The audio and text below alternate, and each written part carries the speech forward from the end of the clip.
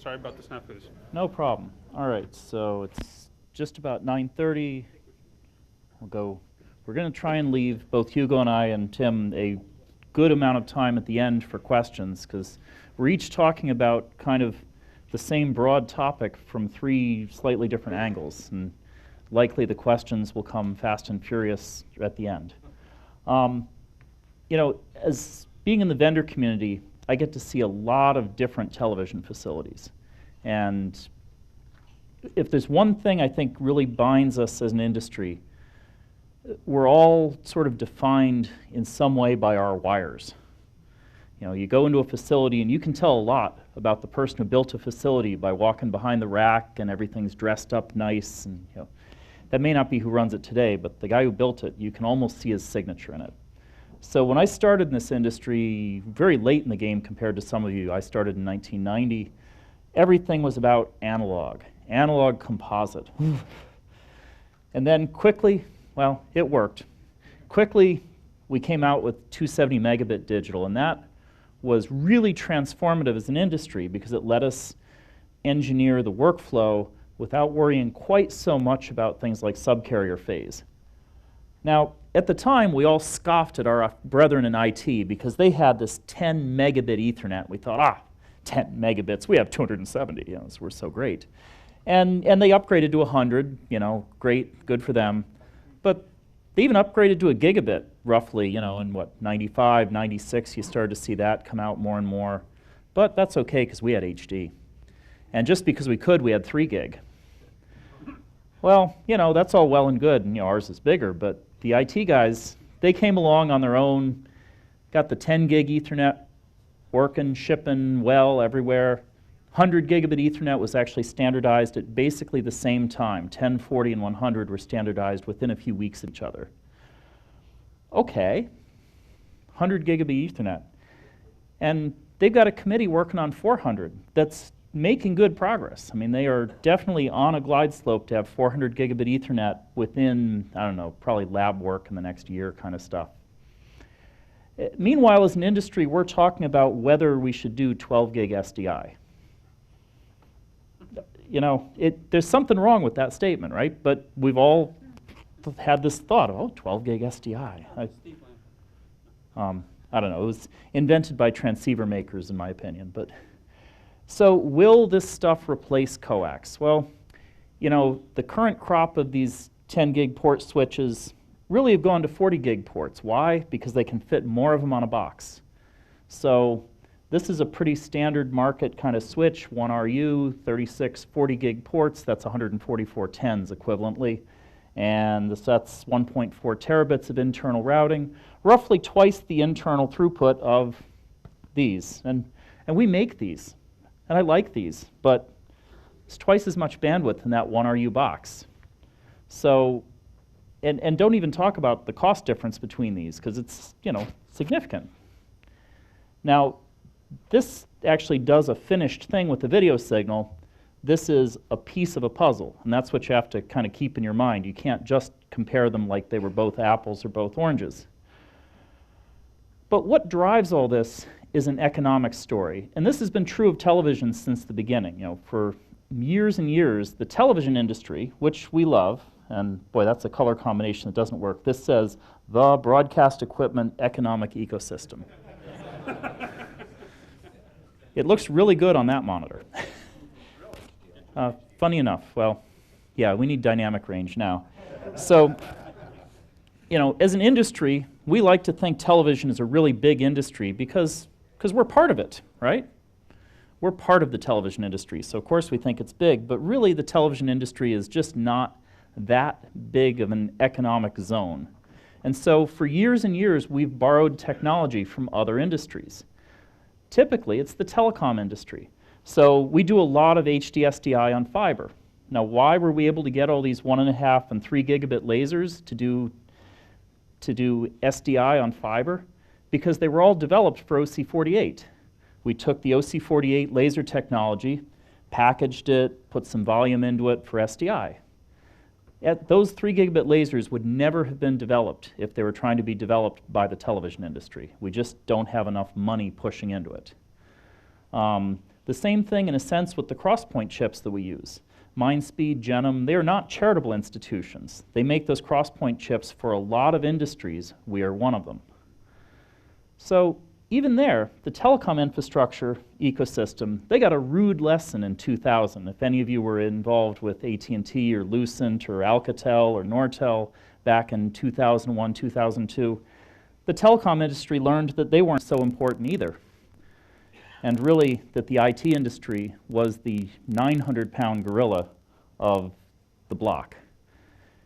And so all this stuff comes, standard platforms, virtual machines, networking gear, comes from this huge industry that really is 10 times the size easily of the television industry in terms of dollar volume of equipment, dollar volume of R&D. I heard one metric, I'm not sure if it's true, that the R&D budget of Cisco is larger than the CapEx of the television industry. I don't know if that's true, but it's probably not far off.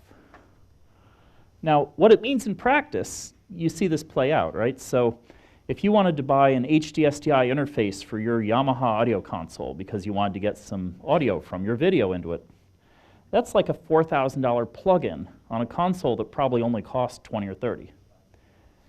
Okay, that's fine, but why? Because it's a unique custom piece of hardware with a custom, not proprietary interface, but a custom interface that's very specific to television. If you want an SDI interface card for your computer, you call up B&H or whoever and you buy one of these, and they're $1,000, usually less. But if you want a 20 gigabit, two 10 gig interfaces bidirectional for your computer in Ethernet, it's $270. And that's not like a negotiated, my special price. That price is just online, quantity one, ship tonight, deliver tomorrow. Oh, shipping is extra. And unless you're Amazon Prime, then maybe you get it free. And every time I do these, I've used this chart every couple months for a long time. The first time I put this chart up a year ago, this was $500, and that was $1,000, and that was $4,000. Every 6 months when I use this chart, I check these prices again. This one hasn't moved. This one, it wiggles around a little. This one has gone continuously down. Last night's spot check was $265. And new entrant in the field, you can buy this card from Walmart.com, among other vendors. So that's just a different kind of thing. You say, imagine what that means in your supply chain. You've got to put Walmart.com in your preferred vendors list. Now, why does this all make sense now? Why didn't we go to IP stuff 4 years ago? Why don't we wait and do it 4 years from now? Maybe after I retire. It's really a confluence of factors, right? The 10 gigabit ports, the cost has come down significantly. The enterprise cloud stuff, all these cloud things we talk about for computing in the cloud and so forth, we're not inventing that as an industry. Your bank uses it. Your mortgage company uses it. Your other vendors use it. Other things you trust already use that technology. They don't use it as aggressively as you may need to, but it's out there. It's got a lot of road miles on it. The IT workflow stuff, similarly, all this turning up and down virtual machines and so forth, that's been debugged by others. It's a pretty well-established technology in the industry. And so this is all starting to affect facility designs. I know a couple of broadcasters around the world, and we try not to call people broadcasters anymore because who knows where that's going. It's television companies around the world that are building buildings. They're looking at buying a new building over there, renting space here, there. And they're starting to ask fundamental questions like, do the wire chases need to be big enough for SDI, or can I cut smaller holes in string fiber? This is actually starting to affect the power budgeting, rack space designs, floor-to-ceiling clearances, things like that in facility designs, because within the planning horizon, likely you will have some kind of transition. Now, this is all enabled by this IT industry stuff. The IT industry drives a volume that creates Moore's Law. Moore's Law isn't a law. Moore's Law is a side effect. I grew up in Central Florida, And in Central Florida, we have these fires. Every October, November, it doesn't rain. And then in about February, you have these huge fires. And the fires are big enough that they create their own weather system that keeps it from raining where the fire is. Well, the IT industry's economics are like that. It's a big enough economy that it creates its own side effects. And one of those side effects is this thing we observe as Moore's law, that the volume creates the cost efficiency, creates the process improvements, and it's a very virtuous cycle. And we all want to ride on that. The side effect is that these Ethernet switches are now in the market with hundreds of 10 gig ports. And it's not one vendor, it's not two vendors, it's all of them. Cisco, Brocade, Arista, Extreme, Juniper, and 10 smaller ones that you've never heard of that are just nipping at their heels every day. The same thing is happening in high-density computing platforms. You've got Cisco and HP kind of at the top of the pile on blade servers, and then a whole bunch of other people, some you've heard of, some you haven't, that are just killing each other in a big price spiral. Great to be a customer right now. And I'm glad we're not making these and we're not making those, because it's a very well-served market. But the thing to remember in all this is that this transition that we're thinking of as being from SDI to IP is really the middle of a three-part story. So for years and years, we used these better CPUs to make servers and editors and graphics systems be 100% software-based. So how many people remember Dubner, the company? Okay? Everybody had one. Do you have one anymore? What happened? They didn't make the jump to doing everything in software when everyone else did. So you could buy a graphics inserter, an editor, or whatever you had from them that was all hardware. But when the transition happened, it happened fairly quickly, and different players emerged. And this is now the table stakes. If you make a video server, and a graphics machine, an editor, it's all software. The only thing in those machines that's not software is the SDI interface card. So now, with better Ethernet, we can have the pixels over IP actually become cheaper as a system than using SDI-based interfaces. Yes, it has to be managed, and that's where these SDN technologies come into play. But the Ethernet interfaces with enough capacity to carry pixels around the plant plug into the computers that natively have these IP interfaces, and it creates a really virtuous economic system.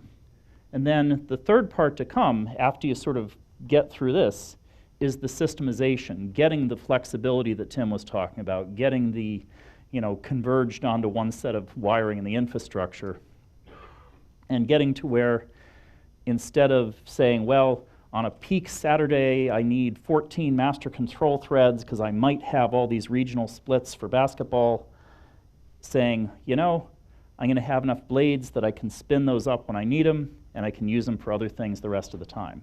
Moving to a software-defined workflow basis over time is the next big thing after we get through the current big thing.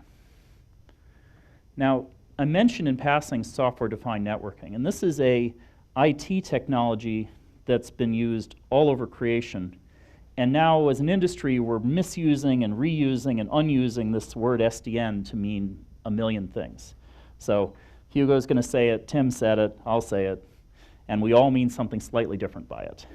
But that's okay, we're vendors. You can't trust us anyway. I have a sales guy in the corner who's cringing and saying, you didn't say that. But SDN in the IT world is an approach where they said, instead of having each individual Ethernet switch try and do its own thinking, and then they all talk to each other, and they try and figure out between them how best to route your packets, to move the intelligence up into some kind of SDN controller that understands the application, that understands what you're really trying to do systemically, and then it, in turn, pushes down to the switches, okay, if a packet looks like this, you do this with it. If a packet looks like this, you do that with it. And so that way, you use the IT industry switches to do what they're good at, which is slinging packets around. And then you leave to the application layer understanding that you're taking camera 2 to master control 3.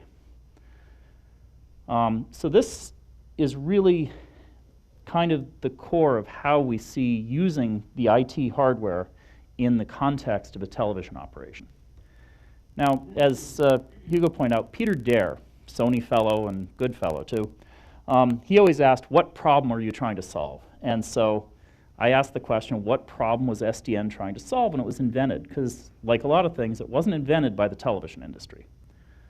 So IT networks, they work great, right? Everyone has an IP network in their house, DHCP addresses fly around. You use it the normal way, it treats you well. But when we use IP networks in television, we're always trying to figure out, where is the network really sending my packets? Can I do maintenance on this fiber? Am I sure the traffic's over on that one? You know, these kinds of questions that you don't usually ask in the IT department. And often, at the end of something going horribly wrong, we ask, how do I make it do what I wanted? And once you start virtualizing stuff, and you have things in blade servers, and maybe the VMware is going to move something from one blade to another, you get a whole host of bigger challenges of how to have the network features track where the ports really are. And so the IT industry had to work through all this. And they came up with this technology that they called SDN. But SDN actually predated that. SDN started out as a research topic. It was these college professors and their grad students wanted to do networking research, and they couldn't make the switches do what they wanted to do. So they politely asked their friends over at Cisco, hey, you know, would you mind giving us the source code for that switch so we can hack at it and do research? And Cisco said, what? They said no. They said nicely, but they said no. So they, instead of giving up, they actually came and grew into what a open white paper was called, the OpenFlow paper, where, you know, these people from Stanford and MIT and Berkeley and so forth got together and said, suppose we met halfway. Suppose we defined a protocol where our research software can tell the switch what we want it to do, and the switch would politely do that, but we don't have to see the internals of the switch. And so that actually, they also created an industry consortium, because that's what you do, and it actually got somewhere. So these OpenFlow standards got published and proposed that, you know, you could have OpenFlow ports on a switch, you could push commands in from a controller, and essentially move the smart management up into the control system and keep the high volume packet processing down in the switch. Well, what happened next? The researchers went on, did their work, students graduated, the cycle continues. And then the dynamics of the switch industry got really complicated, because the differentiator between Cisco, Juniper, all these other guys, and the tier below them was about all the protocols they supported and all the fancy things they did in the switch. And this had the promise of being a democratizing influence that wasn't necessarily welcome. So, you know, there is support for OpenFlow on more and more models, but what happened is that the OpenFlow controllers had to mature and be usable by the rest of the industry. Now, the data center industry, if you use, you know, Facebook or Amazon or any of these things, they use this technology all the time, but they develop their own control layer to go on top of it. Now, OpenFlow is one little piece of what the IT industry calls SDN, where they have business applications, and they have the control layer, and then all the network devices, and OpenFlow is a protocol among many that's used to control those switches. And if you're not writing your own controller, where would you get one? Well, there's a huge number of open source projects, so you can download Floodlight or Beacon or, you know, one of these things and, you know, mess around it. And this is a really educational exercise to go down. Makes your head hurt. And it turns out each of the major switch vendors, you know, Cisco, Brocade, Arista, so forth, have an SDN controller that they will gladly sell you and support you with. And that's how they've played the hand, is realizing that the value is in the controller and that that's a worthwhile business to be in. Now, then there's a thing called Open Daylight, which is sort of the big open source pile of SDN controller. And a lot of the switch vendor ones are sort of Open Daylight plus their own special thing. Open Daylight is a really nice website. Check it out. They, you know, this controller works pretty well, has 1 million features, is relatively free to download and try and use, except it doesn't really support multicast, and multicast is kind of important in our use case. Then there's OpenStack, which is on top of Open Daylight. It has, you know, Open Daylight for networking, plus a storage model, plus a compute model, And again, it's a big open source project that is funded by a lot of the switch vendors and compute vendors because they realized that this software infrastructure was critical, yet nobody wanted to foot the whole bill for developing it. Now, what can you do with this? Well, you could take all those last year's Blade servers, set them up in your basement, and run a hosting center. There's money in that, apparently. But you could go push applications into the cloud. You can even create some nice monitoring dashboards for things that are already in the cloud. But, oh yeah, we're here to talk about video. So is that going to be replaced by that? Well, maybe. And there's a couple of topologies that people talk about. How do you actually get there from here, assuming you want to go there? So one is, well, you know, I have my big router frame. I'm going to stick some cards in it, and I'll use those to talk to IP things, but really I'm an SDI plant, and I'm just dipping my toe. And this is a fine way to start. But the end game is really rough, because in the end game, what do you wind up with? You wind up with a big router frame full of IP translators, and on its last day, when the last SDI thing goes away, you realize, you know, I could have just hooked those things to an Ethernet switch. Then there's another thought process where you say, I'm going to go straight to the end game. I'm just going to go straight to having, you know, switches, 2 for redundancy, because that's how we roll, right? You gotta have 2. And then I'll have translation for the things that are still SDI. And this is great if you have a reasonable number of things that are, as Tim pointed out, natively IP, or at least have IP interfaces on them, because then the number of these translators you wind up with is manageable.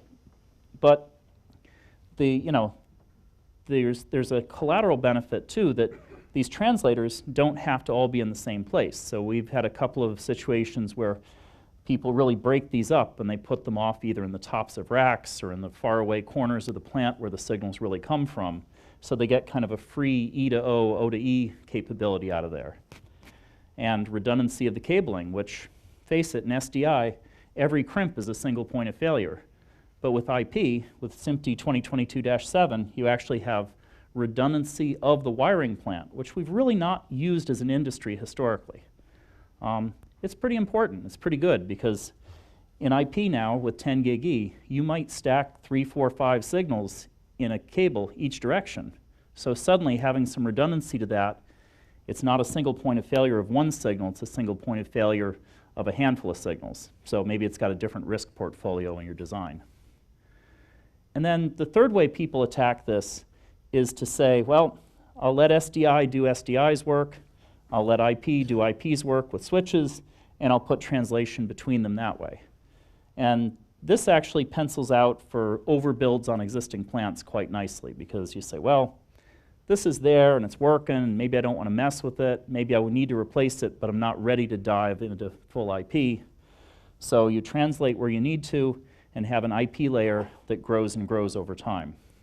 And maybe one day when the last SDI device finally leaves the plant, you can get rid of all that stuff. But I've never met a television engineer who would voluntarily part with a piece of equipment that had any life left in it. You know, how many people still have a working C-band deck somewhere in the basement of their facility? Right? Yep, in your garage. Hey, it heats the house. You know, it's really just a fact of life in the industry. You never know when someone's going to come along and say, I need blah, you know. And it's your job as an engineering director. Right, it's your job as an engineering director to have one of those, somehow. The same guy who gave you a hard time about storing it all those years will suddenly thank you for keeping it. At least you have to believe that. So a little bit about switching, because we talked about how the IP switch is a part of a system, right? How do we actually switch signals? This is been an evolutionary topic in the industry. So there's one model people talk about where they say, well, I'm going to have these 2 sources. They're going to be very perfectly lined up because, just like SDI, I know how to do that. And then through a sleight of hand inside the switch, I'm going to, at some magical point, start taking packets from one instead of the other. And I've seen demos of this. I've done demos of this. It can work. It doesn't scale particularly well to hundreds and hundreds of flows all switching at the same times because it's a lot of commands and things you have to push into the switch to do it. And it requires you to line up the sources, which we all know how to do, but that doesn't make it fun. But that is a model. People think it through. I don't advocate it. I don't, fewer people advocate it every day, I think, this model. There's another model that's similar that actually relies on having some special hardware in the switch, using FPGA code or something inside the switch. Kind of the opposite of COTS. Remember that whole COTS thing we're trying to follow of using, the vendor of choice or whatever for the switches? This is a little bit the opposite of that. So not a fan of it, but it's out there. People have, done demos of that too. Third way that, I talked about, I think Tim talked about, I think Hugo's going to talk about, is what we like to call destination time switching. I didn't make those words up. I'm not sure who did.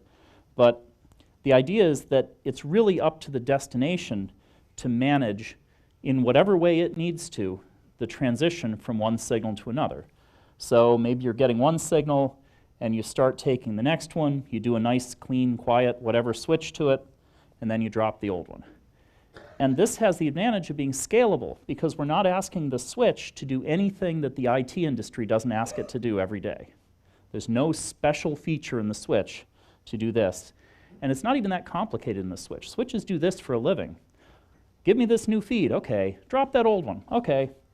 And the trick is that the destination has to manage that handover. And different destinations have different ways of quality that they'll do that. So something like a production switcher, it might just drop the old and take the new, because how many people really hot punch up on ME number 3? Well, there's ones who do. A monitor may not do the fanciest switch over, but something that's doing like an SDI feed to air, it might do a proper clean quiet switch. And you'll find all manner of products in the industry from different vendors that'll do this different ways, and you pick what you need for every situation. The other benefit of this is that it doesn't require perfect alignment of all the sources in order to work. Now, alignment of sources is still a good thing. In the production world, it's nice to have all your cameras lined up, for example. But in things like, cloud-based playout systems or so forth, where these are software-based sources running off in data centers, it's hard to imagine lining them up to the microsecond just so that you could magically switch them. Because nothing in that kind of plant really required them to be lined up to the microsecond. And honestly, when it's all running in software, I'm not sure where that microsecond screwdriver adjust is. There's just nowhere to stick your green screwdriver on the side of the blade server. So the thing to remember too is that when you say, oh, we're going to use IP, that's not that different in terms of meaninglessness from saying you're going to use coax, right?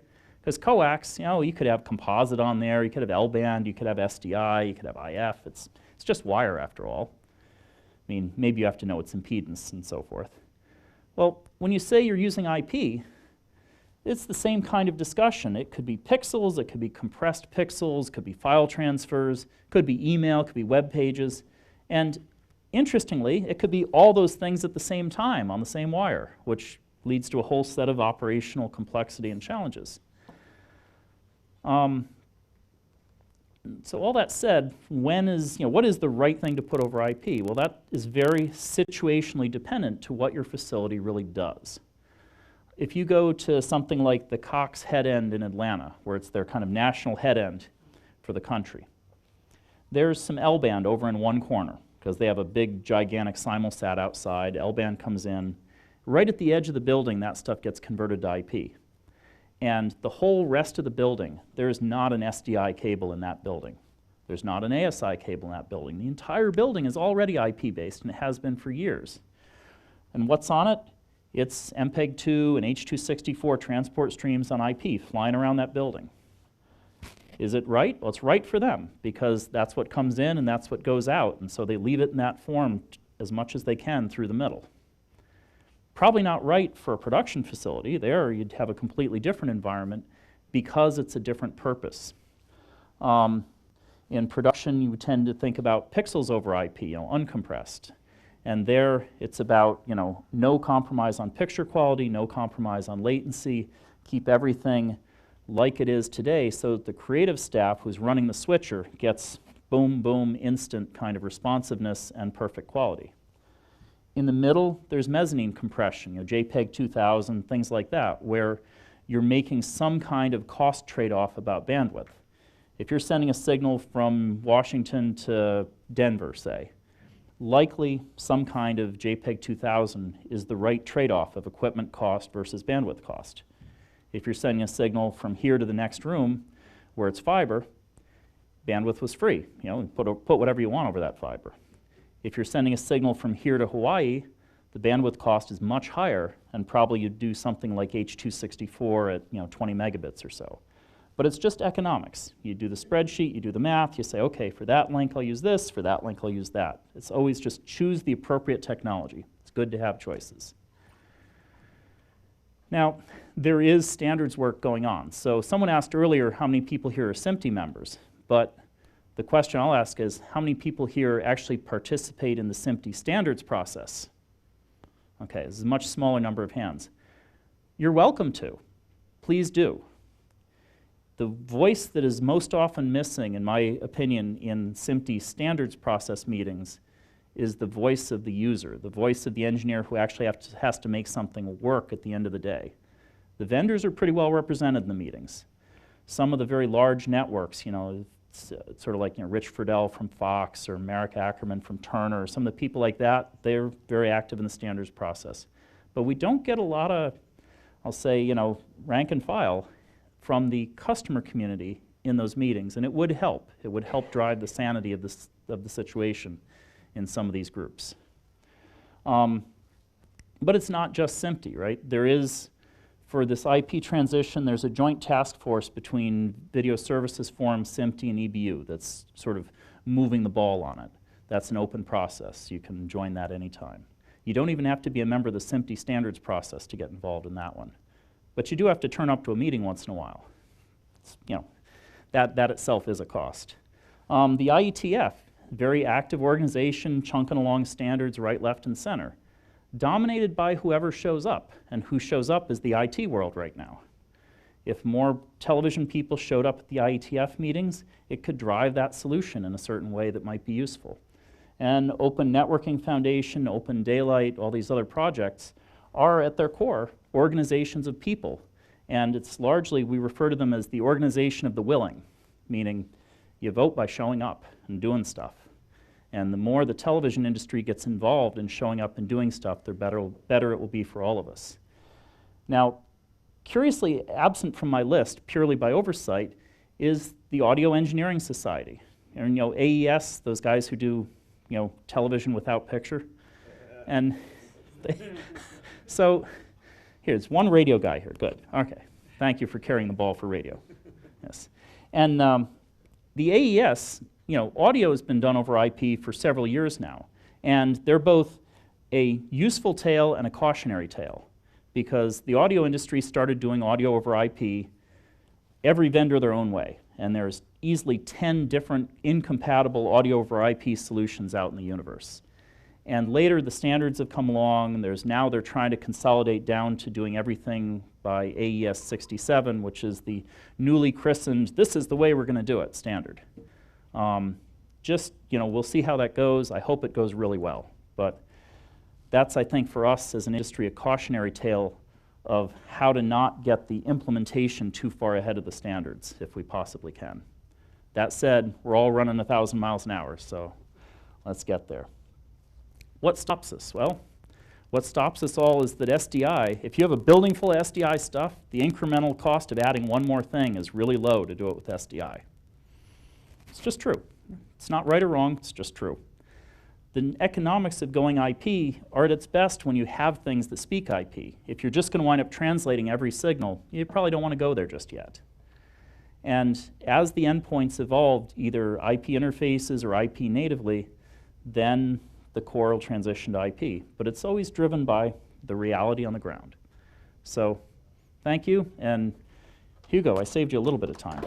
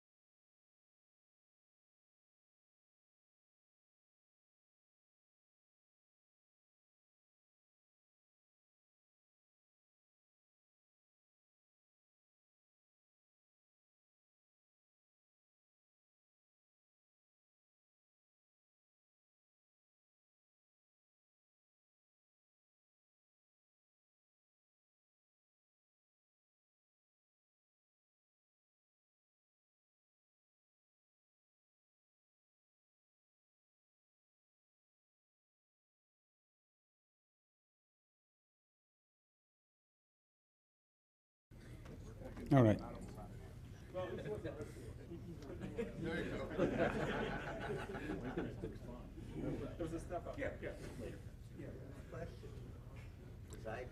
Okay, ready?